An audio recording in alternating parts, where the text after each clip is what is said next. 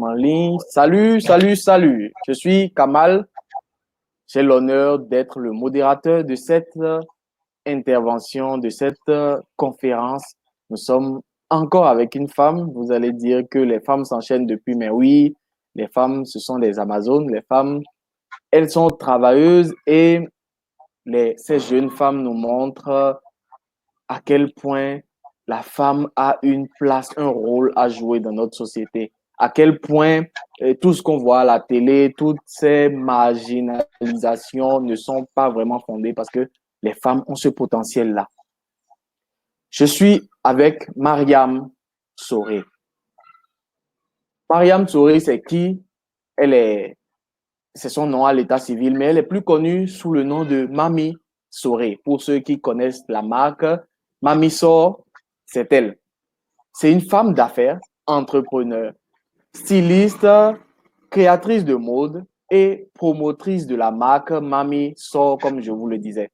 Elle compte une boutique à Abidjan, une autre à Ouaga et une représentation à Dakar. Je tiens à vous préciser qu'elle a fait une formation en finance où elle a même le master, mais elle se retrouve à être styliste, à faire dans la mode. C'est simplement génial. Elle est promotrice de l'événement Mamiso Fashion for a Cause, qui est à sa 5e édition cette année. Un événement qui œuvre pour le bien-être des femmes et des enfants. J'espère que vous êtes là et que vous nous entendez bien. Je vais sans plus tarder lui passer la parole pour vous dire un bonsoir. Mami Soré, tu as le flow. Bonsoir tout le monde. Merci Kamal. J'espère que nous allons passer de bons moments ensemble à faire un partage d'expérience. Okay. D'accord. Dites-nous, si vous nous entendez bien, dites-le nous en chat pour que nous puissions poursuivre.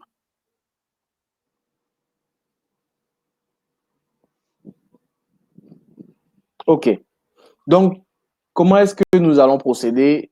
Je vais poser des questions à notre invité. Je vais lui poser des questions qui nous seront très utiles dans le thème que nous allons aborder, qui est persévérance et résilience. Comment transformer l'adversité en opportunité?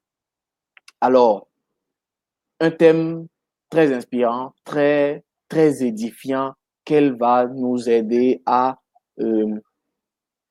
je dirais, à prendre en main à travers les réponses qu'elle va aborder aux différentes questions. Donc, vous avez aussi la possibilité de poser vos questions. Posez vos questions au fur et à mesure que nous avançons, au fur et à mesure que vous écoutez toutes ces choses qui vont vous édifier. Et nous ferons le plaisir d'y répondre à la fin, après qu'elle ait fini de répondre à mes questions. Et probablement, s'il y a des questions qui viennent pendant notre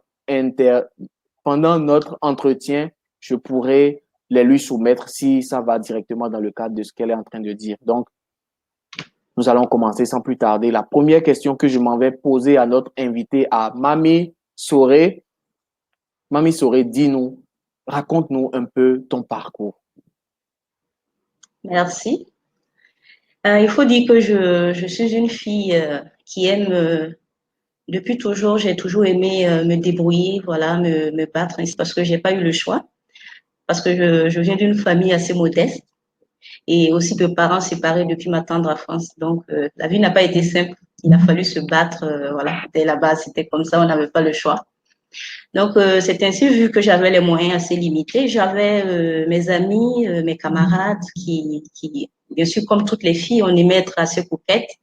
Donc, quand on se retrouvait dans les boutiques, c'est moi qui les conseillais par rapport à leur tenue, qu'est-ce qu'elles allaient prendre. Et c'était très souvent des sommes assez luxueuses pour moi parce qu'elles prenaient des tenues de 100 000, de 50 000. Et moi, bien sûr, à l'époque, je ne pouvais pas me permettre cela. C'était trop donné pour moi. Mais bien sûr, je les enviais pas. Moi, tout ce que je faisais, c'est que j'utilisais mon calepin et je dessinais un peu ce que je voulais. Les tenues qui, voilà, je dessinais une jupe et je me retrouvais à prendre peut-être de la friperie pour le haut, ou soit je dessinais une robe, voilà, et je remettais cela à un couturier du quartier qui me les reproduisait. Donc, c'est comme ça que la passion m'est venue réellement de la mode. Et au final, mes camarades qui partaient acheter des tenues à des sommes assez élevées, venaient vers moi parce que quand on se retrouvait et quand on sortait, tout le monde trouvait que mes tenues étaient assez originales. Donc, du coup, c'est moi encore qui les confectionnais leurs tenues et c'est de là que c'est parti, voilà. C'est un peu mon parcours avec la mode. D'accord, super. Un parcours assez inspirant pour une fille qui vient d'une famille modeste et qui a su faire sa place en commençant à dessiner les choses qu'elle désirait. C'est inspirant. La deuxième question que je m'en vais te poser, c'est est-ce que tu peux, à travers ce parcours, revenir sur certains moments qui t'ont permis de faire preuve de résilience et de persévérance? Merci. Il faut dire à la base que dès le départ, les débuts ont été difficiles. Au début, il a fallu faire preuve de beaucoup de persévérance et de résilience parce que, vous savez, pour des parents qui ont payé des études en finance pour leur fille, te voir en train de tendre un peu vers la couture, se demande, mais attends, il fallait nous dire de te payer une machine à coudre dès le départ, ça allait nous faciliter un peu la tâche, voilà. Donc, déjà, l'environnement, il a fallu faire preuve de résilience pour pouvoir tenir parce que c'était pas évident. Et une petite histoire aussi pour montrer à quel point est-ce que je sais être têtue quand il le faut, c'est peut-être quand j'ai voulu faire mes études en ligne, parce que bien que je sois déjà lancée à vouloir faire la mode, je savais également ce que je voulais. Je voulais faire les choses de façon assez professionnelle. Donc, je tenais à faire des études en e-commerce. Donc, quand j'ai fini ma licence en finance comptabilité, je parle de ça à mon entourage. Je dis, moi, je veux bien suivre des cours en ligne. Et je me suis renseignée avec une école française, Juven de Picardie. Et ils me disent, voilà, les coûts allaient avoisiner un peu les 9 millions. Comment est-ce que je vais m'y prendre? Et mon entourage qui me dit, mais est-ce que tu te connais? 9 millions, tu vas trouver ça où? Il faut être quand même réaliste, mamie. Tu peux pas, c'est pas possible. Voilà. Et ils avaient raison parce que je n'avais pas du tout cette somme. Mais bon, je les écoutais. Mais je savais ce que je voulais, je savais que j'allais le faire. Donc, j'ai juste harcelé l'école. Je les ai envoyé des mails. Je dis voilà, je les ai fait part de mon parcours. J'ai été major à mon BTS. J'étais la seule à avoir le BTS à l'école. J'ai travaillé à la licence. J'étais major. J'ai fait ci. Je les ai harcelés. Voilà. Je les ai montré tout ce que j'avais. Et je leur ai dit il me faut ce cours-là. Voilà. Et qu'ils m'aident. Et ils m'ont finalement répondu et j'ai eu finalement une réduction de moitié. Donc, finalement, je me suis vue à payer une somme d'à peu près 4 millions. Et même ça, je ne l'avais pas. Mais c'était bien, c'est que ça m'a amené à travailler encore plus avec mon commerce. Ça m'a amené à être beaucoup créative parce qu'il fallait trouver l'argent pour les échéances qui approchaient à chaque fois. Donc, du coup, tout ça, c'était bénéfique pour moi. Et voilà. Et quand j'ai fini mes cours, mais mon même entourage qui n'y croyait pas me regardait avec beaucoup d'envie, se disait que waouh, il faut tenir. Ok, super, super, encore plus inspirant. Et je retiens qu'il faut d'abord savoir ce qu'on veut faire. C'est déterminant dans ton Exactement. parcours. Et ensuite, il faut persévérer. Et ce moment où tu voulais faire cette formation qui coûtait très cher par rapport à toi, tes moyens, mais tu y as cru et tu y as mis les moyens qu'il faut. Tu as harcelé l'école par mail jusqu'à ce qu'ils Ouais, puissent te faire une réduction de moitié. Et malgré ouais, ça, tu as encore cherché comment trouver cette moitié-là pour résoudre. Fantastique. ouais. Dis-nous, Oui, c'est ça. qu'est-ce qui t'a amené à choisir l'entrepreneuriat? Ben, c'est dès le départ, hein. Comme je vous l'ai dit, quand on n'a pas eu trop de moyens, au départ, il faut se trouver des moyens pour s'en sortir. Et vu que déjà, j'aimais être coquette, en plus, j'étais assez fière. Donc, j'avais un désir d'indépendance qui était, voilà, en moi comme ça. Mais pour la petite histoire, mon père se plaît bien à raconter cette histoire quand j'étais petite. Il dit un jour, il me trouve avec une assiette sur la tête. Il dit, mais d'où tu viens, toi? Et je lui dis, ben, j'étais allée vendre des oranges. Et je devais avoir 7 8 ans. Pour vous dire que l'entrepreneuriat, le commerce et moi, c'est depuis fort durée.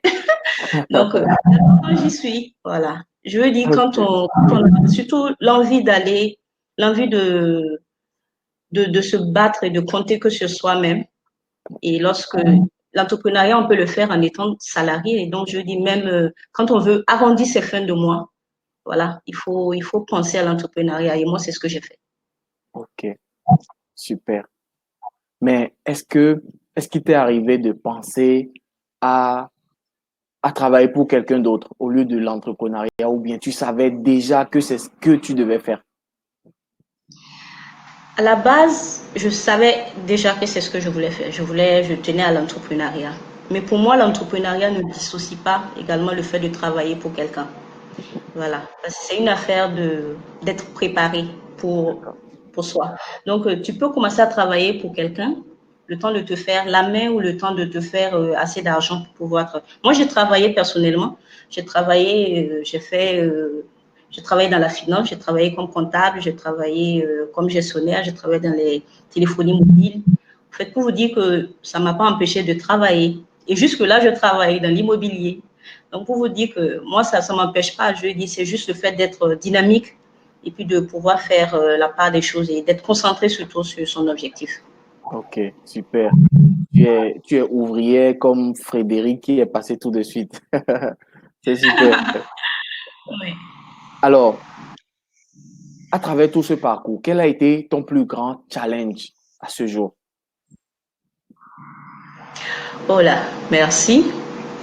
À ce jour, je peux dire que l'un de mes plus grands challenges, ça a été mon événement Mamisor Fashion for a Cause. Il faut le dire. À la toute première édition, pardon, ça s'est passé à Ouagadougou. C'était dans un restaurant d'à peine 40 places. Voilà. Et j'étais la seule styliste à présenter mon défilé. Et là, nous sommes à la cinquième édition. Donc, pour la quatrième édition l'année passée, ça a été dans une salle à l'hôtel Ivoire, ici en Côte d'Ivoire, une salle de 500 personnes, et avec des stylistes de renom.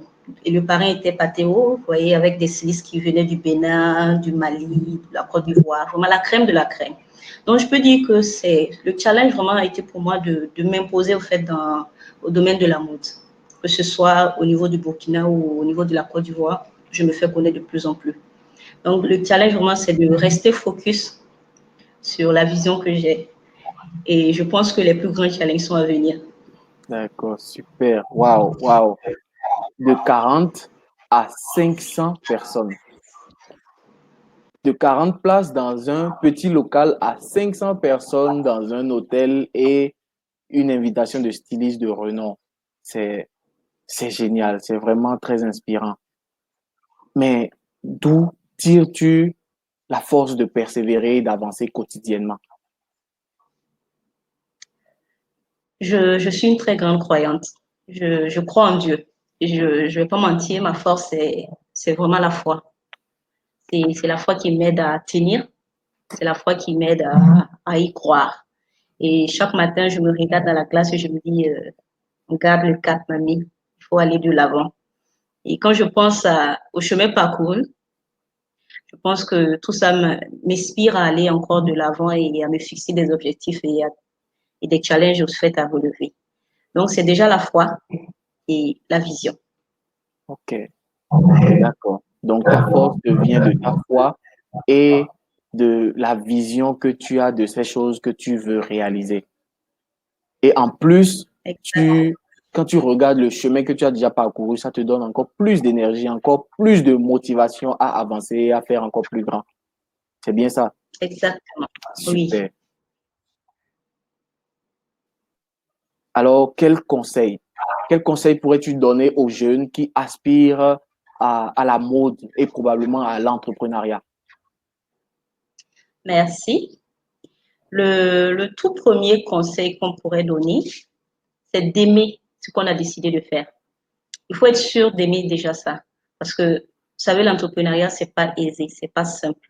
Donc, il faut d'abord aimer pour ne pas compter le sacrifice, le temps, les échecs et tout.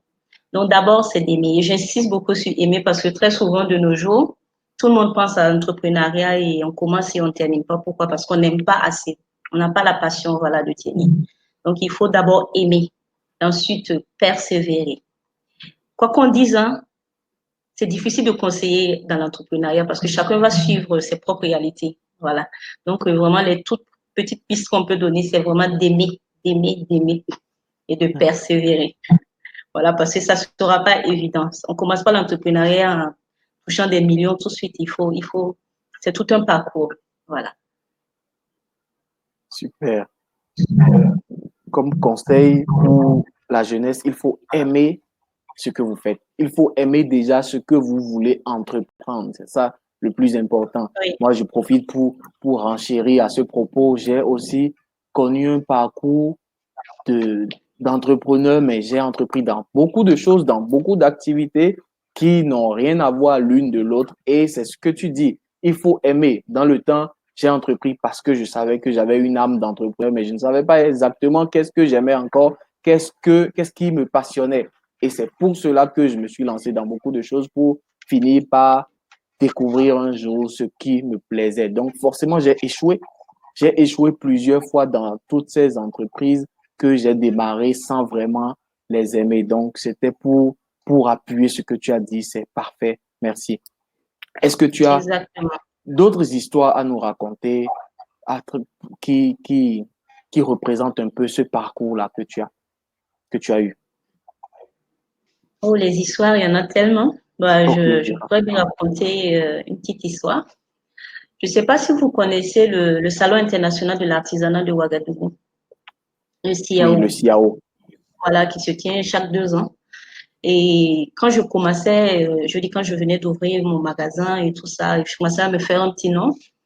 J'ai décidé de prendre part au CIAO en tant qu'exposant. Vous savez que les stands sont assez élevés côté coût. Donc, un stand te revient pour les stands VIP à peu près à 700 000 et maintenant les autres stands 300 ou 200 000. Donc, voilà. Là, j'en parlais aussi à mon entourage. J'ai dit, ben, moi, je vais prendre un stand. Voilà, pourquoi? Pourquoi prendre un stand de 700 000 francs?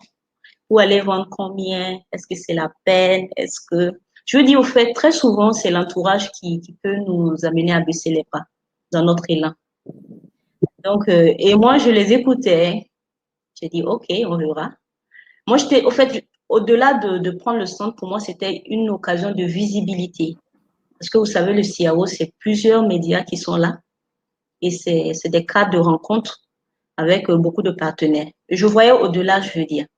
Donc voilà, j'ai pris mon stand. Je suis arrivée, parce que je suis à Abidjan, je suis arrivée au Burkina et j'ai animé mon stand. J'ai mis la communication qu'il fallait, voilà. Sur les réseaux sociaux, je bombardais tout le monde, voilà. Mamie Sora a pris un stand au CIAO, voilà. Donc tout le monde en parlait. Et heureusement pour moi, je veux dire, vraiment, quand on fonce, je veux dire, la nature se charge aussi de nous donner souvent des coups de main. Et un jour, je reçois un message d'une journaliste de la télévision nationale qui me dit bonjour, Mamie Soré, est-ce que demain nous allons venir dans votre stand pour faire un élément spécial femme entreprenante? Et ah bon? Vraiment, c'était le coup de pouce que j'attendais. Et ils sont venus le lendemain faire un élément spécial à mon stand. Et ce buzz que la télé m'a donné a fait que j'ai vendu mes articles, mais incroyablement. Je suis Wow. rentrée dans plus que des fonds. Et tout le monde venait, et quand ils arrivaient, ah, celle qui est passée à la télé hier, et tout le monde venait à mon stand, voilà. Et j'ai fait des rencontres, et là, j'ai des clients depuis le moment de ce CIAO, des clients qui sont restés fidèles à ma marque jusque-là. Et rencontré des partenaires aussi qui étaient à l'extérieur, voilà. Donc, je veux dire, très souvent, la vision, c'est nous qui l'avons, c'est pas les autres. Oui, ils peuvent donner leur avis, mais il faut savoir rester focus sur la vision. Et moi, c'est ce que je me répète. Je demande toujours l'avis des gens, oui, mais je sais ce que je veux faire. Je peux utiliser, c'est des compromis souvent, mais il faut savoir garder sa vision.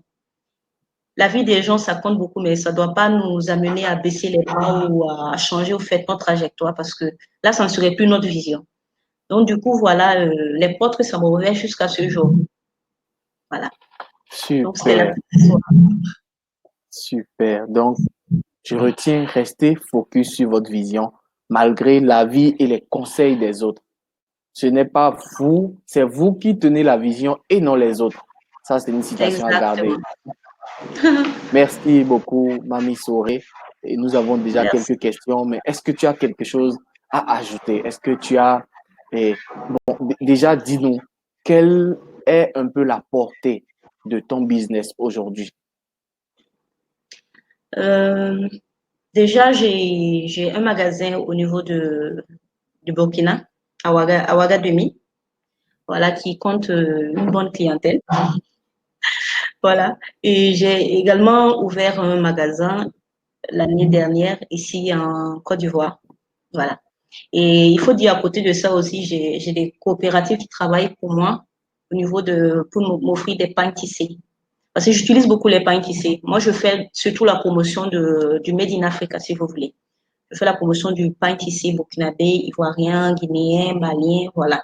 Donc, tout ce qui est africain, je veux bien qu'il y ait toujours une touche africaine dans tout ce que je fais. Voilà.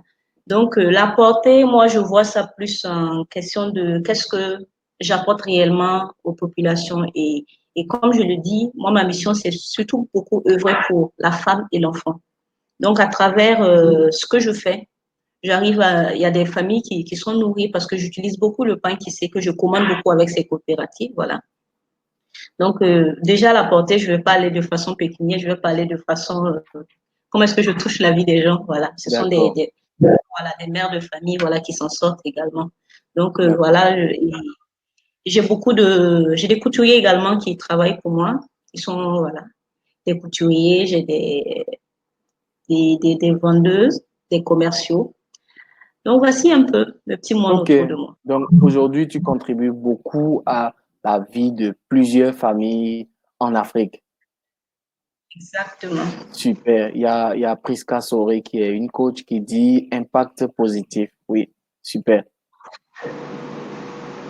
La portée que je voudrais que tu nous dises surtout, c'est un peu à l'international parce que j'aurais appris que tu fais des défilés de mode ou tu participes à des défilés de mode à l'international. Donc, tu, D'accord. tu, tu exportes la mode africaine. Parle-nous-en un peu, s'il te plaît. Merci. Et je pense que cette opportunité m'est offerte parce que je travaille déjà le Made in Africa. Je travaille avec les pains tissés. Donc, du coup, lorsqu'il y a des cérémonies un peu à l'international, on pense à m'y associer. Donc, il y a des événements, je peux citer même la nuit du Faso d'Infani à Paris. OK. Voilà, j'assiste un peu, ça fait peut-être la quatrième année ou la troisième année que j'assiste. Voilà, je fais faire ces défilés-là. Et c'est vraiment, comme vous l'avez dit, exporter, au fait, voilà, la culture africaine en Europe, ça n'a pas de prix.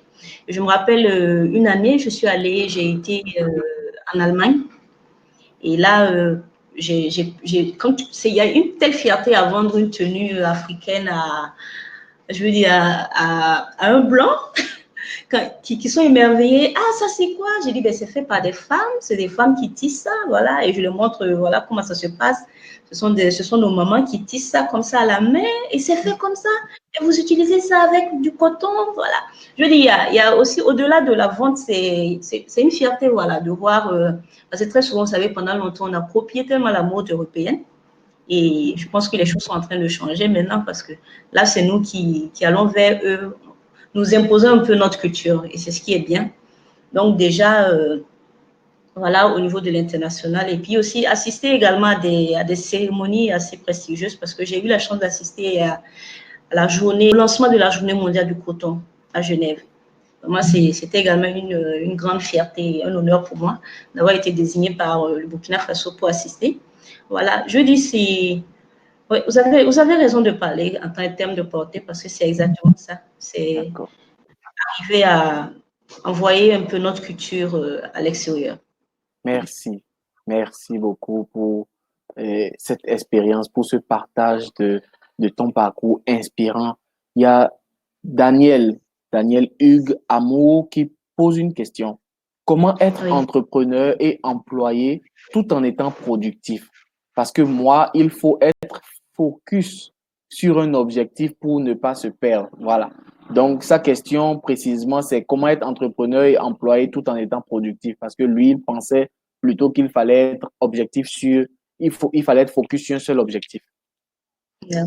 Je vais prendre l'exemple de ce qui se passe un peu, je veux dire, dans les autres pays, aux États-Unis, en France, où vraiment les charges sont telles qu'on ne peut pas se contenter d'un seul emploi. Voilà. Donc, c'est pour dire, il faut juste s'organiser. Il faut s'organiser de sorte. Moi, je sais que de 8 heures, un exemple, hein, de 8 heures à 16 heures ou de 8 heures à 17 heures, je suis à fond dans l'immobilier. Voilà, je parle terrain, je parle construction, je parle, voilà. Et de 17 heures à 19 heures, je suis focus sur, voilà, combien est-ce qu'on a vendu au niveau de la boutique.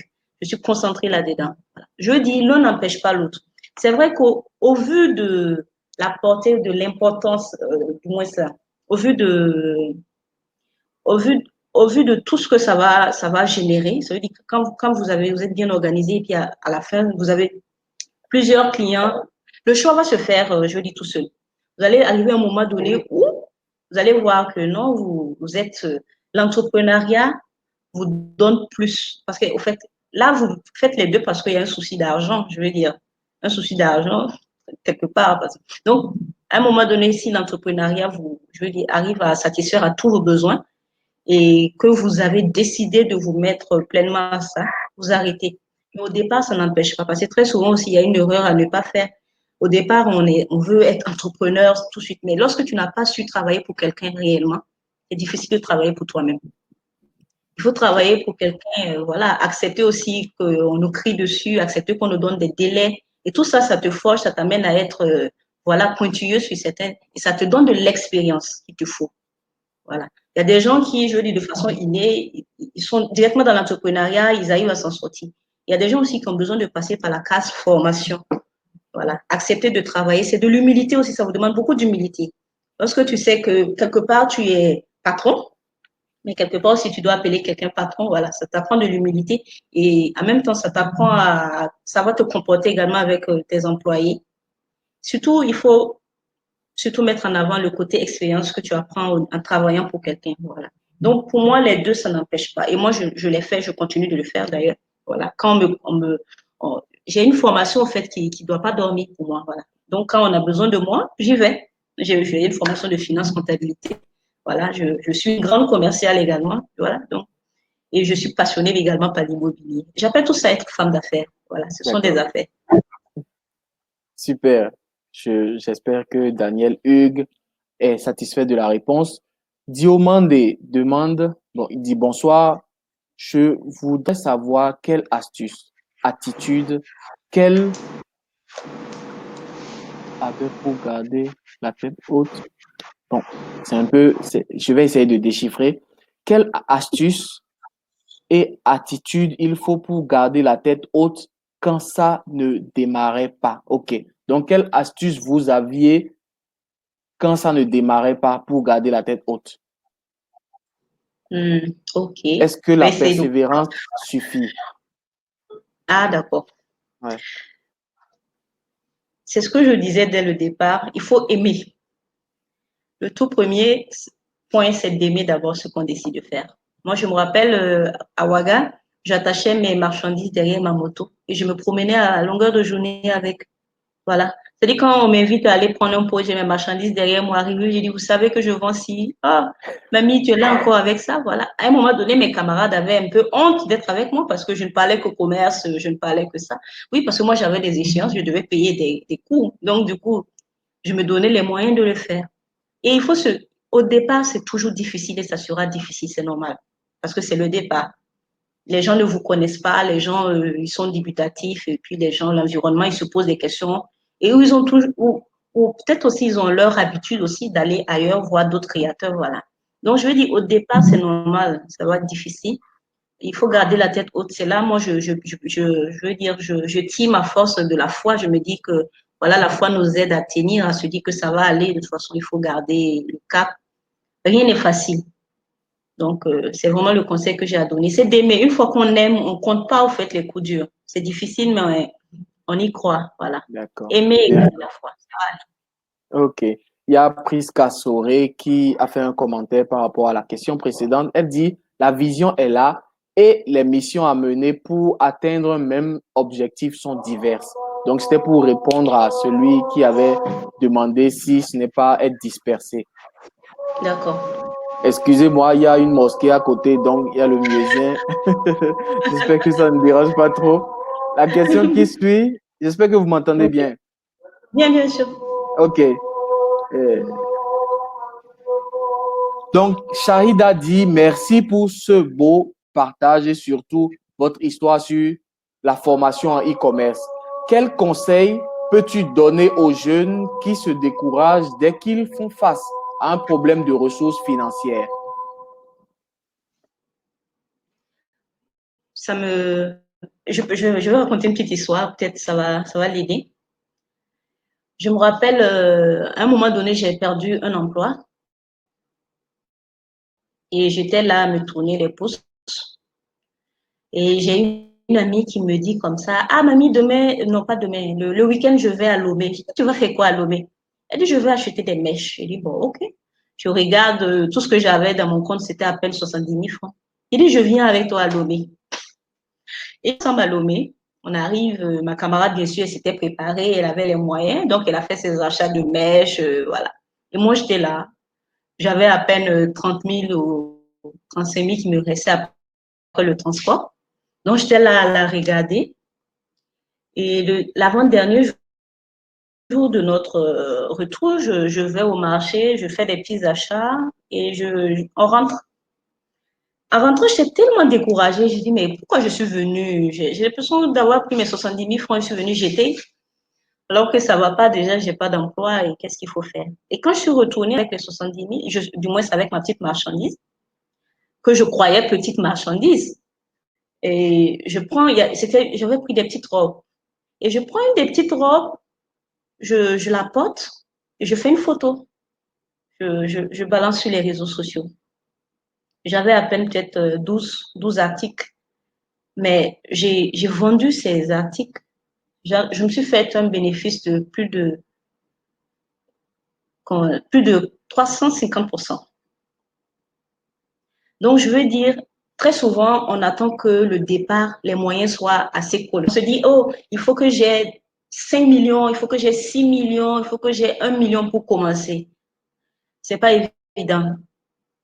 Et pour un départ, je dis, quand on met cela à votre disposition, vous n'irez pas loin très souvent. Parce que vous n'avez pas su au fait comment gérer le peu. Pour moi, à mon avis. Donc, je veux dire, avec 60 000 francs, j'ai pu, si vous voulez, commencer un business. Et j'ai eu au fait des Super. résultats. Pour dire, il faut aller avec peu. Il ne faut pas s'attendre avec zéro. Mais c'est toi, après que vous allez rapporter. J'ai commencé avec 10 000 francs, voici ce que ça m'a apporté. Voilà. Donc, pour dire que très souvent, la déception, c'est quand on s'attend à ce que ce soit des millions. Ce n'est pas forcément ça. Avec le peu, on peut commencer. Super. Merci beaucoup.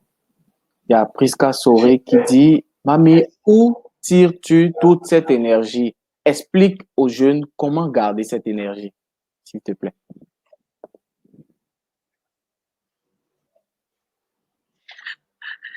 Moi, je me présente toujours comme une un peu folle. Très souvent, je ne sais même pas d'où je viens, d'où je tire cette énergie parce que je fais vraiment mille choses, mais dans ma vision. Voilà. Donc, d'où je tire cette énergie, personnellement, je ne saurais dire, mais je pense que je tire l'énergie de ma passion. Voilà. J'aime ce que je fais. Et quand j'aime ce que je fais, je ne compte pas le temps. Voilà, je peux rester éveillée jusqu'à 2 heures, 3 heures. Je suis en train de réfléchir à comment est-ce que je vais agrandir mon business, comment est-ce que je vais faire la prochaine collection, qu'est-ce que j'aimerais faire, qu'est-ce que je peux. Et surtout, je réfléchis beaucoup à qu'est-ce que je peux apporter pour, voilà, les autres, comment motiver les jeunes filles, voilà, à quitter ce cercle de dépendance financière et affective également, voilà. Donc, je veux dire, pour moi, tout ça, c'est une question de passion. Voilà, je suis passionnée par tout ce que je fais. Et quand on fait ce qu'on aime, on a toujours de l'énergie. Ok, super. Quand on fait ce qu'on aime, on aime ce qu'on fait. Exact. Ok. Donc, j'ai retenu, pour garder cette énergie, il faut d'abord être passionné, il faut aimer ce qu'on fait et il faut vouloir apporter de la valeur aux autres. Surtout ça.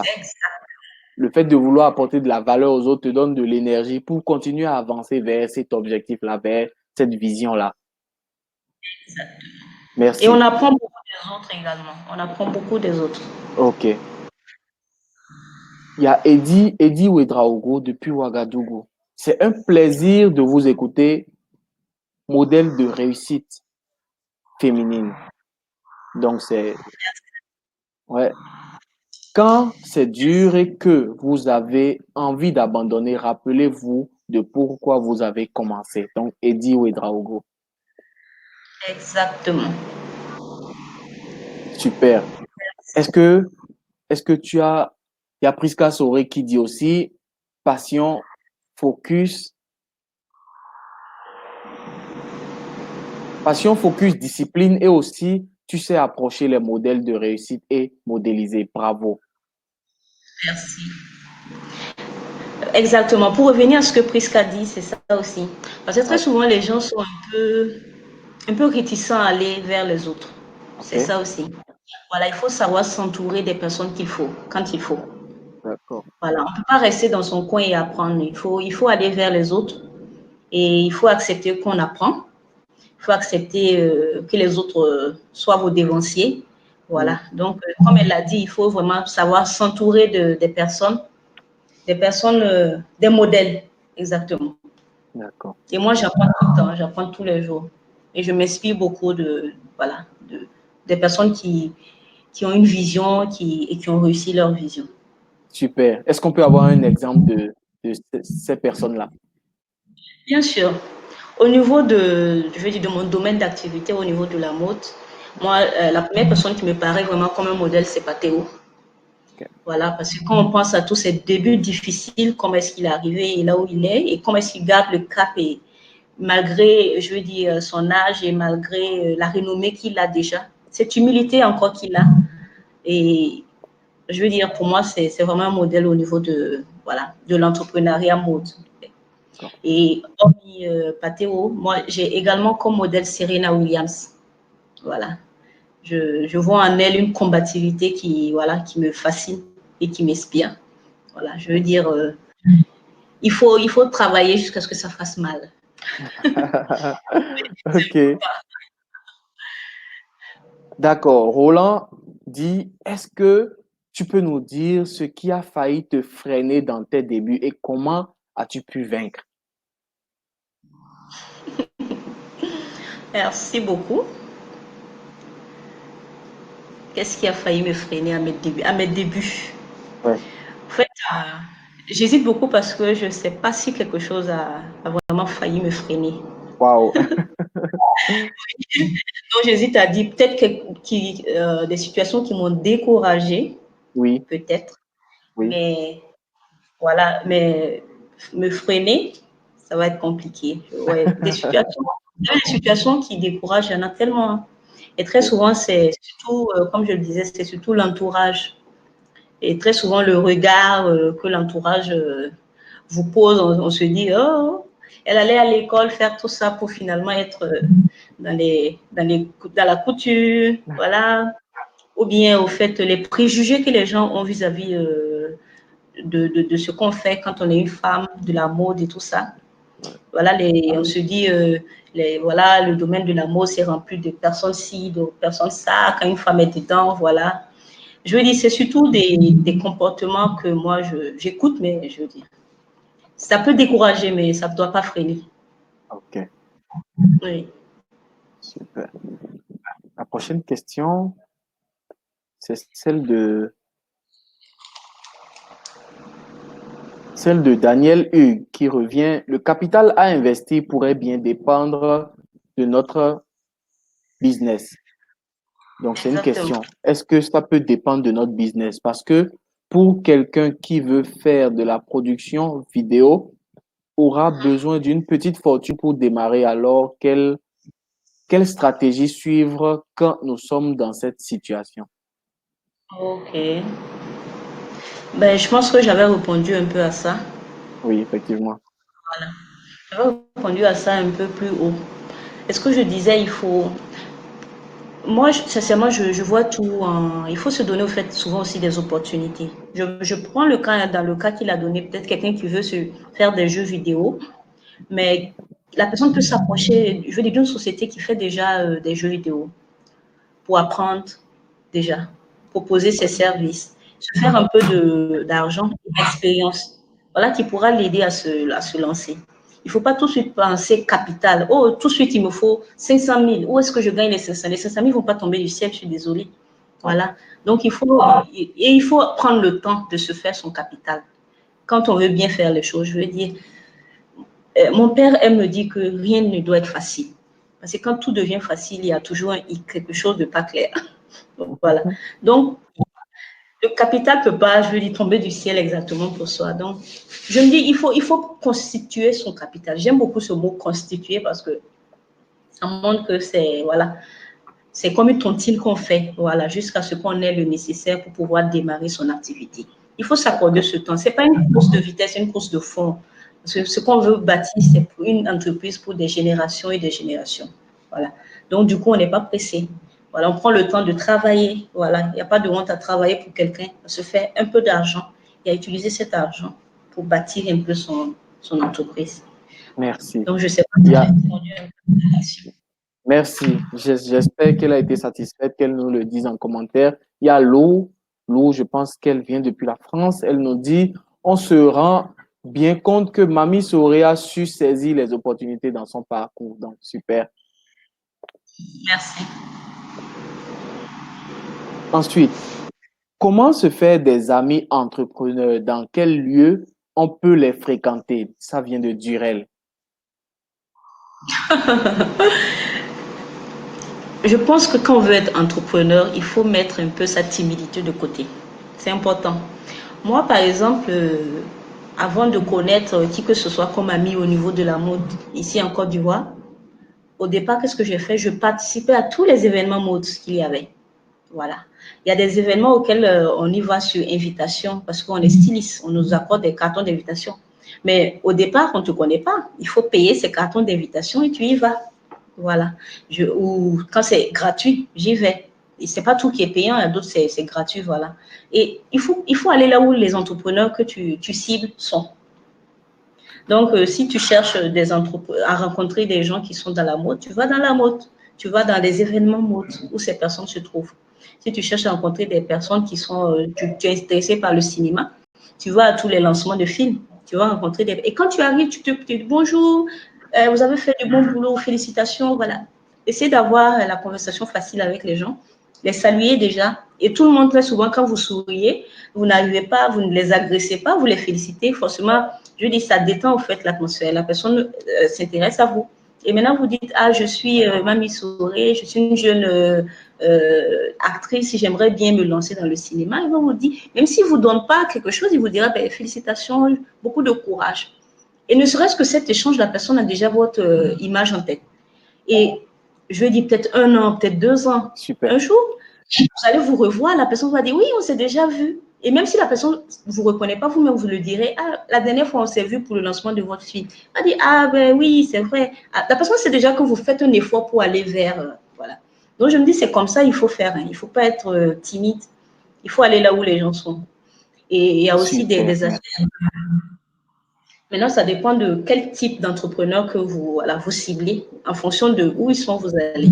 Voilà, n'allez pas aussi dans les services des gens, aller les agresser. Bonjour, voilà, je vous ai vu à la télé. Non. Et je pense qu'il faut trouver voilà, le cadre. Le cadre, parce que la personne peut vous prendre pour quelqu'un qui vient pour l'agresser. Voilà. Il faut trouver le cadre qu'il faut. Maintenant, si c'est dans le domaine, je dis, genre, si c'est un stage, c'est normal que vous ayez à l'entreprise. Mais c'est plus, les gens sont plus ouverts quand ils sont dans les événements. Voilà, ils sont plus ouverts. Ok, merci. Nous allons essayer d'accélérer. Il y a encore 2 ou 3 questions. Il y a Prisca Soré qui renchérit. Le sourire est le langage universel. Tout le monde parle sourire. Donc, vous avez bien compris. Souriez. Oui, exactement. J'ai Soyez déjà aimable. quelqu'un. Ok. Donc, la prochaine question. Et nous allons essayer d'être bref dans les questions qui viennent. Ta vision initiale, l'as-tu partagée? Si oui, comment as-tu fait le choix de la personne à qui te confier? Euh, je pense que moi, ma vision initiale a été, tout le monde l'a découvert et puis voilà, mon entourage l'a vécu. J'ai pas eu besoin de partager, j'ai pas eu besoin de dire aux gens, ah vous savez que moi je veux être une styliste reconnue, je veux être si non. Je dis, D'accord. au départ, je parlais de mon histoire, c'était tellement évident pour mes camarades, pour mes amis et pour ma famille que j'allais terminer dans, voilà, dans le stylisme. Donc, j'ai pas eu à partager ça. D'accord. Et je crois bien que saisir la deuxième partie de sa question. Non, la deuxième, c'était pour savoir comment choisir la personne à qui se confier. Ah, bon, ok. Maintenant, question, conseil, comment choisir la personne à qui se confier? C'est comme je le dis, très souvent, lorsque on veut, c'est en fonction de ce que vous voulez entreprendre. Mais très souvent aussi, on a forcément un proche à qui on peut parler. Mais je veux dire, en fonction de moi, par exemple, si je veux faire, j'ai un projet événementiel qui va me solliciter, je veux dire, des coachs, j'irai vers un coach, ou qui va solliciter un coaching, j'irai vers un coach et je lui dirai voici un peu la vision que j'ai, est-ce que je pourrais organiser si. Voilà, je prends un exemple. Moi, par exemple, j'ai initié dernièrement un événement qui s'appelle Builders, voilà, qui est assez tourné aussi sur les femmes toujours, c'est-à-dire donner la parole aux femmes, voilà, aux femmes entreprenantes, indépendantes, voilà, pour booster un peu d'autres femmes aussi à faire comme elles.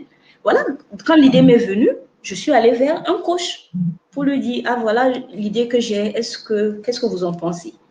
Je dis, en fonction de ce que j'ai comme idée. Maintenant, vous pouvez aussi ne pas avoir aussi, je veux dire, cette proximité d'avoir ces personnes en face de vous. Mais inspirez-vous surtout des réseaux sociaux. Vous savez, il y a beaucoup de... Il y a l'Instagram.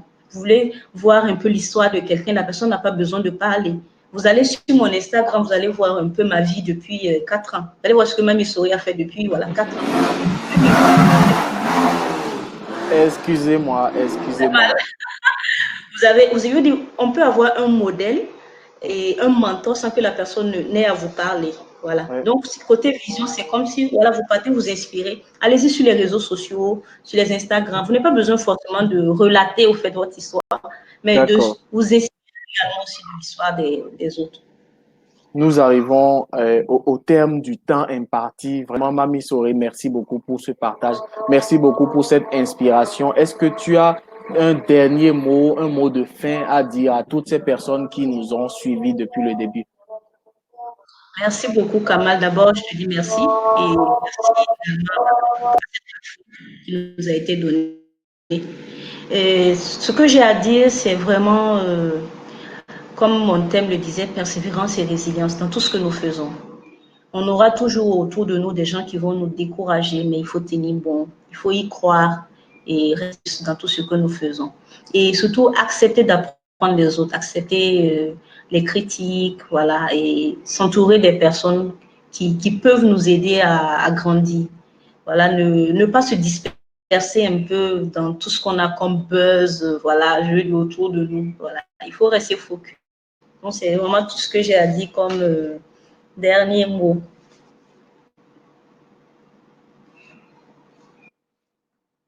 Kamal? Ok, vous nous entendez? Vous m'entendez là? Oui. Ok, donc je disais que est-ce que tu peux partager Moi, je quelque t'entends. chose, un contact où, ok, un contact où les gens peuvent entrer pour pouvoir continuer à poser leurs questions ou connaître mieux ce que tu fais. D'accord, sans problème. Mon WhatsApp professionnel, c'est le 225 07 58 51 35. 225 07 58 51 35. Et ma page Facebook, c'est Mamisor. Si vous tapez Mamisor, vous allez voir Mamisor Collection, vous allez voir Mamisor, ma page professionnelle. Vous allez voir également Mamisor, mon compte, mon profil. Et Instagram, c'est également Mamisor. Merci. Merci beaucoup, Et merci. Twitter également. Ok, merci pour tout ça. Merci à Merci à vous. vous tous de nous avoir écoutés et on reste connectés. La prochaine intervention, c'est dans très peu de temps. Vous serez en compagnie de Roselyne Zahoui qui va nous parler de se construire un mental pour arriver au but fixé. Donc, restez connectés. À tout de suite et merci à vous. Restez à l'écoute jusqu'à demain. Ça se poursuit jusqu'à demain. Bye. Merci. Au revoir.